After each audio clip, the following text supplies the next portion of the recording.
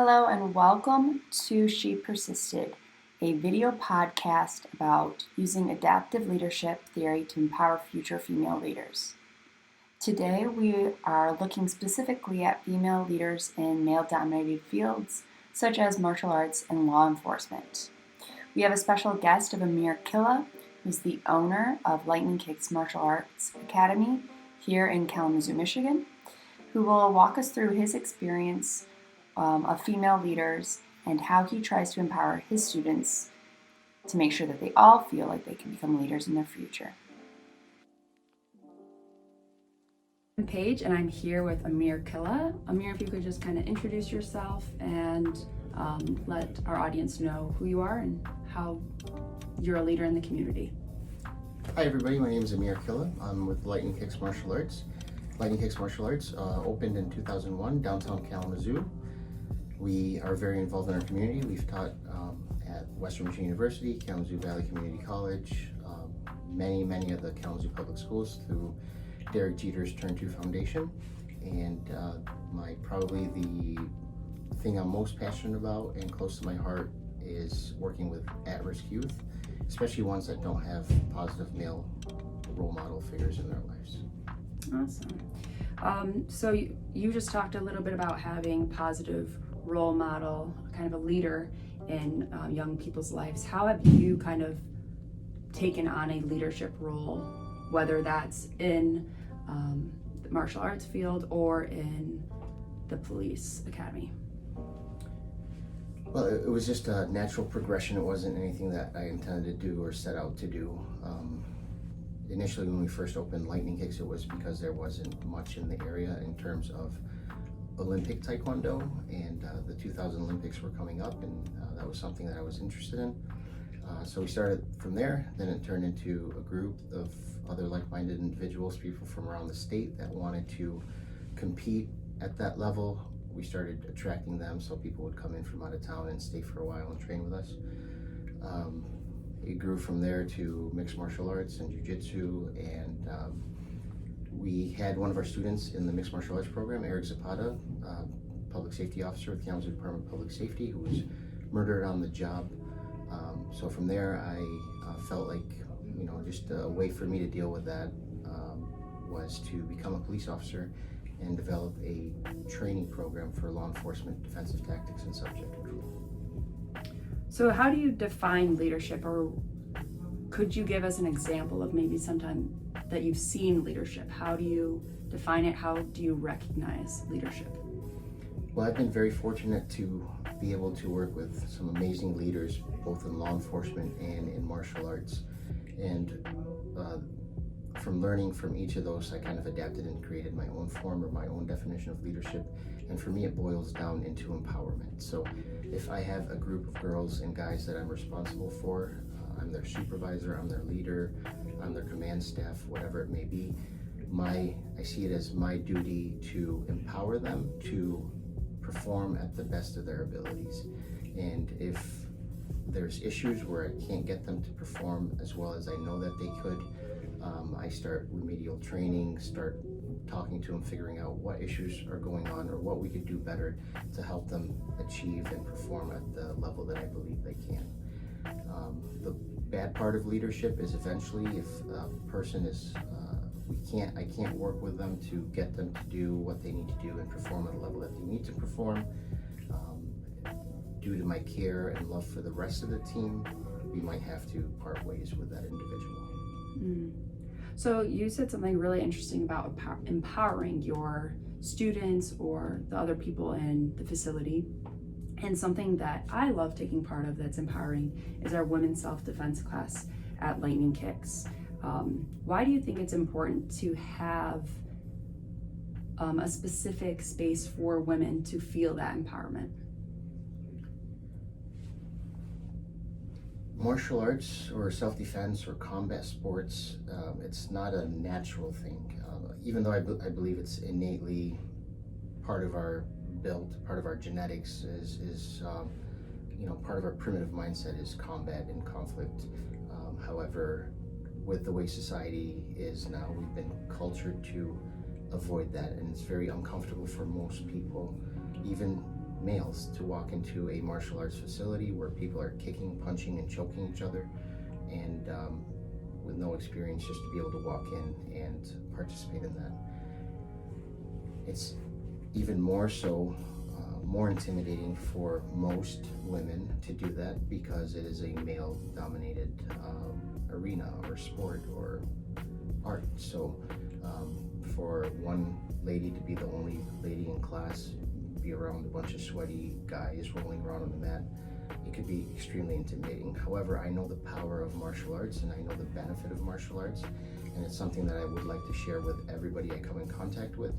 So I needed to figure out a way to overcome that hurdle and introduce ladies to it in a more comfortable, more laid-back environment where they can come in, kind of test the waters, and build their confidence, build their comfort level, and then eventually grow into all areas of martial arts that we do.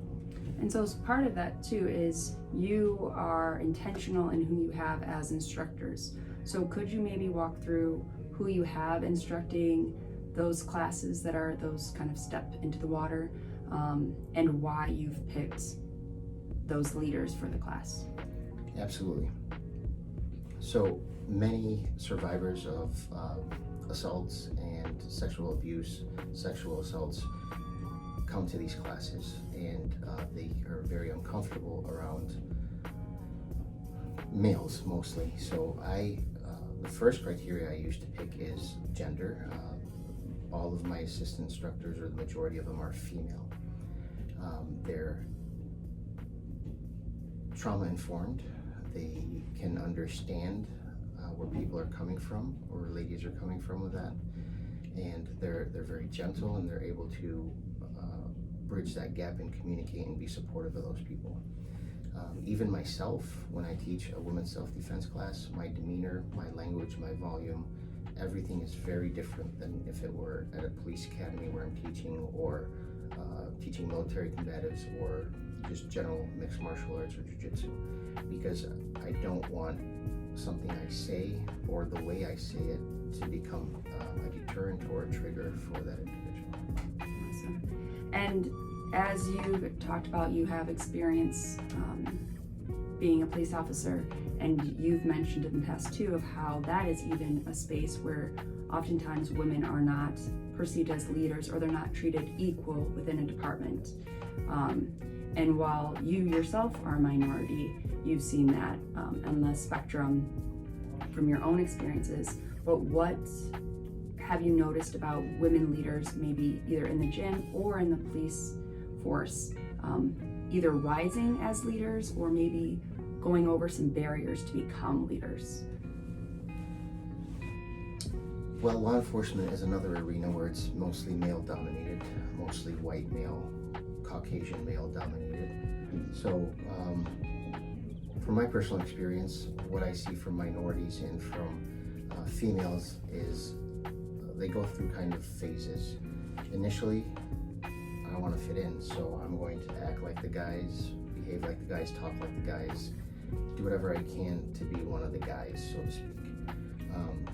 The ones that end up being successful, whether minority or female or any other gender identification, is the ones that get past that phase and are able to become comfortable with who they are and not be ashamed that I'm a foreigner or English is my second language. I'm not like everybody else. They become comfortable with that, and once they're comfortable in that area, they tend to attract others that may have faced the same feelings in the past.